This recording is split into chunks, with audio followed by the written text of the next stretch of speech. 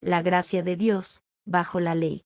La ley y el hombre, Romanos 7, 1-11. ¿Acaso ignoráis, hermanos? Porque hablo con los que conocen la ley que la ley tiene dominio sobre el hombre mientras éste vive. La ley tiene autoridad sobre nosotros mientras estamos vivos. Es un concepto fundamental que debemos comprender porque aunque la ley es santa y justa no tiene el poder de cambiar el corazón del ser humano. El apóstol Pablo está discutiendo la función de la ley. Dice que la ley de Dios sigue teniendo dominio sobre los pecadores solo mientras viva. El que la ley tiene dominio sobre un hombre solo mientras viva se debe a las características particulares de la ley. La función de la ley de Dios es juzgar según la regla que dice que el precio del pecado es la muerte.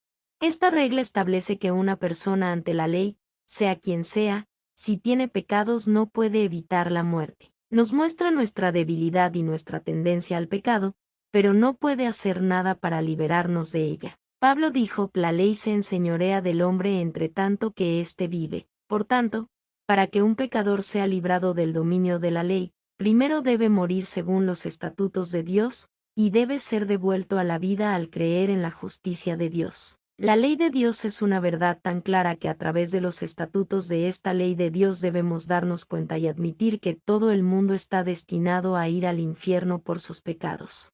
Muertos al pecados. Romanos 7:2. Pablo compara la relación con la ley con el matrimonio. Un matrimonio se termina por muerte y lo mismo sucede con nuestra relación con la ley. Pablo explica que cuando morimos con Cristo estamos liberados de la ley. Esto no significa que la ley sea mala o inútil, sino que el cristiano ya no está bajo su condena. Poniendo como ejemplo el matrimonio en el mundo, el apóstol Pablo está explicando la verdad de que para ser librados de los pecados, los seres humanos deben morir una vez según la ley de Dios. De hecho, la ley fue dada para revelarnos el pecado y mostrarnos nuestra necesidad de un Salvador. Algunos cristianos nunca han admitido sus pecados por la palabra de la ley, ni han admitido que están destinados a ir al infierno, aunque afirman creer en Dios. Por eso quien quiera llegar a Jesucristo primero necesita ponerse delante de la ley, los estatutos estrictos de Dios, reconocer sus pecados, y darse cuenta de la muerte espiritual que producen estos pecados.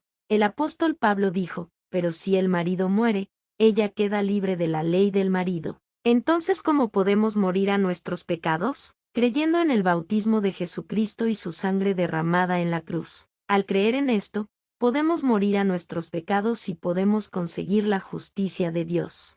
La ley tiene una función muy específica: mostrar nuestra incapacidad. Pablo nos dice que no es la ley la que está mal, sino nuestra naturaleza humana. La ley en sí misma es buena y santa, pero el problema es que al revelarnos lo que está mal en nosotros, también hace que el pecado se aproveche de ella para hacernos aún más esclavos. Esto es lo que Pablo quiere explicar en el versículo 7. Yo no conocí el pecado sino por medio de la ley, porque tampoco conociera la codicia si la ley no dijera no codiciarás. Es una paradoja. La ley nos revela lo que está mal, pero el pecado se aprovecha de esa revelación. Todos los seres humanos nacieron como descendientes de Adán, y han heredado el pecado de su ancestro común, Adán. Por eso, ¿cómo pueden los pecadores acercarse a Jesucristo, que es el nuevo novio, si todavía tienen pecados? Por eso Pablo dice aquí que los pecadores no solo deben admitir a través de la ley que no pueden escapar de la condena de sus pecados,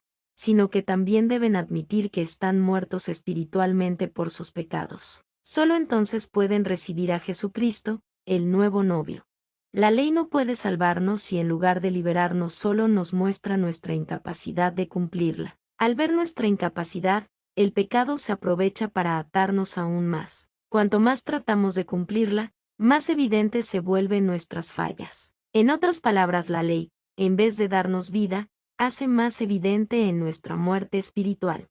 Lo que sigue es aún más sorprendente: el pecado no solo se aprovecha de la ley, sino que nos engaña. Pablo dice en Romanos 7-11: y el pecado tomando ocasión por el mandamiento me engañó y por él me mató. Aquí vemos el doble engaño del pecado. Primero, nos engaña al hacernos pensar que podemos cumplir la ley y ser justificados por ella. Segundo, nos engaña mostrándonos solo la ley sin darnos la gracia de Dios. La ley nunca fue dada para darnos justicia por nuestras obras, sino para mostrar nuestra necesidad de un Salvador.